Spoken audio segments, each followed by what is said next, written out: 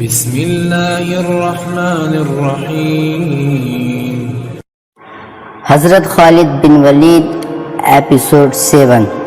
ابو سفیان اپنی فوج کو مسلمانوں کے مقابل لے گیا۔ اس نے گھڑ سواروں کو مسلمانوں کے پہلوؤں پر حملہ کرنے کے لیے بھیجا۔ ایک پہلو پر خالد اور دوسرے پر اکرمہ تھا۔ دونوں کے ساتھ 100 گھڑ سوار تھے۔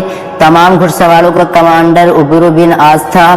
پیادوں کے آگے ابو سفیان نے 100 تیر انداز رکھے۔ قریش کا پرچم طلحہ بن ابو طلحہ نے اٹھا رکھا تھا۔ اس زمانے کی جنگوں میں پرچم کو دل جیسی اہمیت حاصل تھی۔ پرچم کے گرنے سے فوج کا حوصلہ ٹوٹ جاتا اور بھگدڑ مچ جاتی تھی۔ قریش نے جنگ کی ابتدا اس طرح کی کہ ان کی صفوں سے ایک شخص ابو عامر فاسق آگے ہو کر مجاہدین کے قریب چلا گیا۔ اس کے پیچھے قریش کے غلاموں کی تعداد بھی تھی۔ ابو عامر مدینے کا رہنے والا تھا۔ وہ قبیلہ اوس کا سردار تھا۔ جب رسول کریم صلی اللہ علیہ وسلم مکہ سے ہجرت کر کے مدینہ گئے تو ابو عامر نے قسم کھائی تھی کہ وہ آپ صلی اللہ علیہ وسلم اور تمام مسلمانوں کو مدینے سے نکال کر دم لے گا۔ اس پر ایک بڑی ہی حسین یہودن کا اور یہودیوں کے مال و دولت کا طلسم طاری تھا۔ یہودیوں کی اسلام دشمن کارروائیاں زمین دوز ہوتی تھیں۔ بظاہر انہوں نے مسلمانوں کے ساتھ دوستی اور فرما برداری کا معاہدہ کر رکھا تھا۔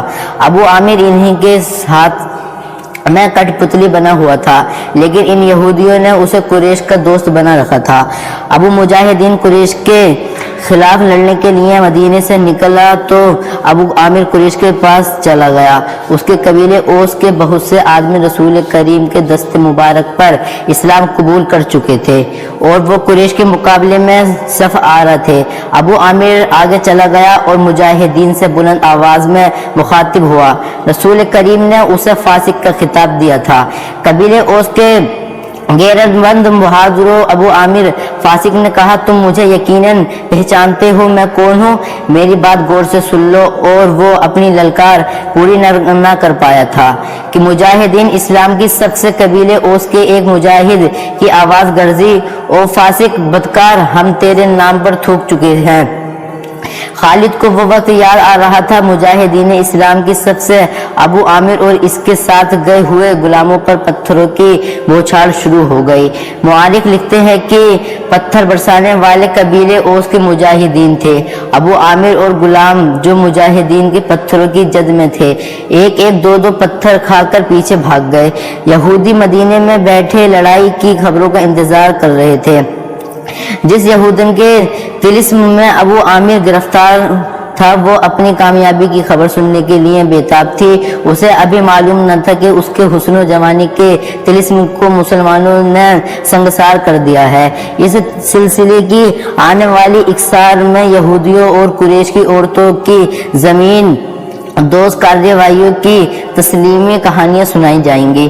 ابو عامر فاسق کے اس واقعے سے پہلے وہ عورتیں جو قریش سے لشکر کے ساتھ گئی تھی، لشکر کے درمیان کھڑی ہو کر سریلی آوازوں میں ایسے گیت گاتی رہی تھی جن میں بدن میں مارے جانے والے قریش کا ذکر ایسے الفاظ اور ایسی طرز میں کیا گیا تھا کہ سننے والوں کا خون کھولتا اور رونگٹے کھڑے ہو جاتے تھے۔ ان عورتوں میں سے ایک دو نے جوشیلی تقریر کی صورت میں بھی قریش کے خون کو گرمایا تھا۔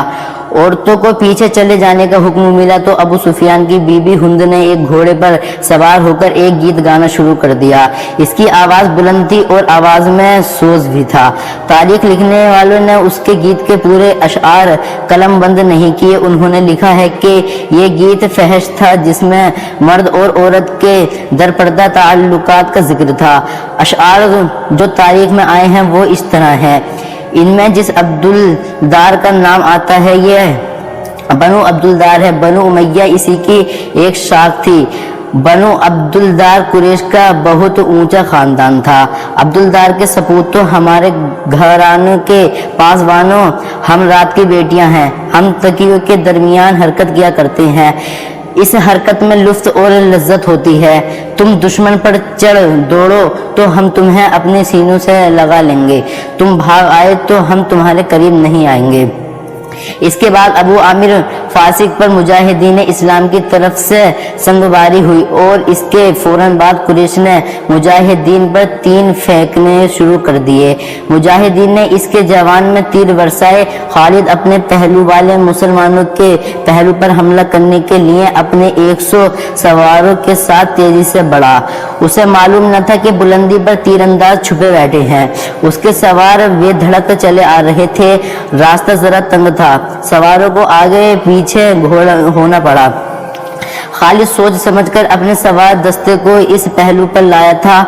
اپنے باپ کی تربیت کے مطابق بڑی خود اعتمادی سے توقع تھی کہ وہ ہلکا بول کر مسلمانوں کو اس پوزیشن میں لے آئے گا کہ وہ پسپا ہو جائے گا اور اگر جم کر نہ لڑے تو قریش کے گھوڑوں تلے کچلے جائیں گے۔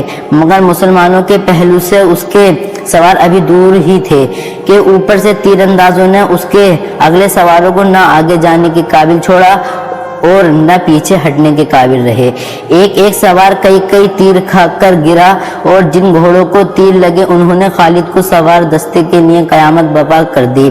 پیچھے والے سواروں نے گھوڑے موڑے اور پسپا ہو گئے۔ ادھر قریش کی عورتوں نے دف اور ڈھولک کی تھاپ پر ہی گیت گانا شروع کر دیا جو ہند نے اکیلے گایا تھا۔ عبدالدار کے سپوتوں، ہم رات کی بیٹیاں ہیں، ہم تم تکیوں کے درمیان۔ مورخ بغدادی لکھتا ہے کہ عربی جنگجوؤں کے اس وقت کے رواج کے مطابق ایک جنگجو کے لڑنے کا مرحلہ آیا۔ سب سے پہلے قریش کے پرچم بردر طلحہ بن ابو طلحہ نے آگے جا کر مجاہدین اسلام کو للکارا کہ اس کے مقابلے کے لیے کسی کو آگے بھیجو۔ آپ میرے دین کے دشمن حضرت علی رضی اللہ تعالی عنہ نے تند ہوا کے جھونکے کی طرح آگے آ کر کہا، میں آتا ہوں تیرے مقابلے کے لیے۔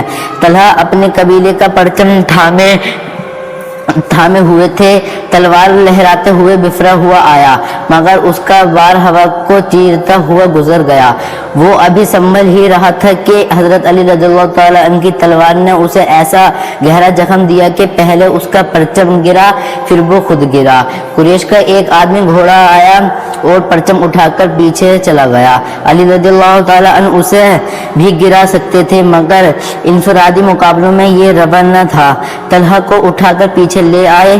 اس کے خاندان کا ایک آدمی بڑھا، میں انتقام لینے کا پابند ہوں، وہ للکار کر آگے گیا، علی رضی اللہ تعالی عنہ آ میری تلوار کی کاٹ دیکھ۔ حضرت علی رضی اللہ تعالی عنہ خاموشی سے اس کے مقابلے میں آ گئے۔ دونوں نے ایک دوسرے کی آنکھوں میں آنکھیں ڈالیں، ایک چکر کاٹا، پھر ان کی تلوار اور ڈھولیں ٹکرائیں اور اس کے بعد سب نے دیکھا کہ حضرت علی رضی اللہ تعالی عنہ کی تلوار سے خون ٹپک رہا تھا اور ان کا مد مقابل زمین پر پڑا تڑپ رہا تھا۔ پھر قریش کے متحد آدمی باری باری للکارتے ہوئے آگے بڑھے اور مجاہدین کے مقابلے میں مارتے گئے۔ قریش کا سالار اعلیٰ ابو سفیان اپنے آدمیوں کو گرتا دیکھ کر غصے سے بابلا ہو گیا۔ جنگی دستور کے مطابق اسے انفرادی مقابلے کے لیے نہیں اترنا چاہیے تھا کیونکہ وہ سالار تھا۔ اس کے مارے جانے سے اس کی فوج میں ابتری پھیل سکتی تھی، لیکن وہ اپنے آپ پر قابو نہ رکھ سکا۔ وہ گھوڑے پر سوار تھا، اس نے گھوڑوں کو اینٹ لگائی اور للکارتا ہوا آگے چلا گیا۔ اس کی بیوی ہند نے اسے جاتے دیکھا تو اپنے اونٹ پر سوار ہو کر آگے چلی گئی اور بڑی بلند آواز سے وہی گیت گانے لگی جس کے اشعار یہ بھی تھے کہ تم بھاگے آؤ تو ہم تمہیں اپنے قریب نہیں آنے دیں گے۔ ابو سفیان گھوڑے پر سوار تھا لیکن اس کے مقابلے کے لیے جو مسلمان آگے آیا وہ پیادہ تھا۔ تاریخ اسے حنظلہ بن ابو عامر کے نام سے یاد کرتی ہے۔ ابو سفیان کے ہاتھ میں لمبی برچھی چھپی تھی، کسی کو بھی توقع نہیں تھی کہ تلوار والا پیادہ برچھی والے گھڑ سوار سے زندہ بچ جائے گا۔ ابو سفیان کا گھوڑا حنظلہ پر سرپٹ دوڑتا آیا۔ ابو سفیان نے برچھی تول کر پھر تاک کر ماری لیکن حنظلہ کرتی سے ایک طرف ہو گیا۔ اس طرح 3 مرتبہ ہوا۔ تیسری مرتبہ ابو سفیان کا گھوڑا نکل گیا تو حنظلہ اس کے پیچھے دوڑا پڑا۔ گھوڑا رک گیا، پیچھے کو مڑا تو حنظلہ اس تک پہنچ چکا تھا۔ ابو سفیان اسے دیکھ نہ سکا۔ حنظلہ نے گھوڑے کی انگلی ٹانگوں پر ایسا زوردار وار کیا کہ گھوڑا گر پڑا۔ ابو سفیان دوسری طرف گرا۔ حنظلہ اس پر حملہ کرنے کو آگے بڑھا تو ابو سفیان گرے ہوئے گھوڑے کے گرد دوڑ دوڑ کر اپنے آپ کو بچانے لگا، اور اس کے ساتھ ہی اس نے قریش کو مدد کے لیے بلایا۔ قریش کا ایک پیادہ دوڑا آیا۔ مسلمان اس غلط فہمی میں رہے کہ یہ آدمی ابو سفیان کو اپنے ساتھ لے جائے گا، لیکن اس نے بے وصولی کا مظاہرہ کیا، پیچھے سے حنظلہ پر وار کر کے اسے شہید کر دیا۔ ابو سفیان اپنی صفوں میں بھاگ گیا۔ آخری مقابلے کے لیے قریش کی طرف سے عبد الرحمن بن ابو بکر آیا۔ مورخ باقردی نے یہ واقعہ اس طرح بیان کیا ہے کہ عبد الرحمن بن ابو بکر کی للکار پر اس کے والد حضرت ابو بکر رضی اللہ تعالیٰ عنہ، جو اسلام قبول کر کے رسول اللہ صلی اللہ تعالیٰ علیہ وسلم کے ساتھ تھے، تلوار نکال کر اپنے بیٹے کے مقابلے کے لیے نکلے۔ آگے آپ مسلمان باپ کے کافر فرزند حضرت ابو بکر رضی اللہ تعالیٰ عنہ نے للکار کر کہا۔ رسول کریم صلی اللہ علیہ وسلم نے دیکھا کہ باپ بیٹا مقابلے پر اتر آئے ہیں تو آپ نے دوڑ کر حضرت ابو بکر کو روک لیا، تلوار نیام میں ڈالے۔ ابو بکر رضی اللہ تعالیٰ عنہ، رسول کریم صلی اللہ علیہ وسلم نے فرمایا، او ابو بکر رضی اللہ تعالیٰ عنہ کو پیچھے لے گئے۔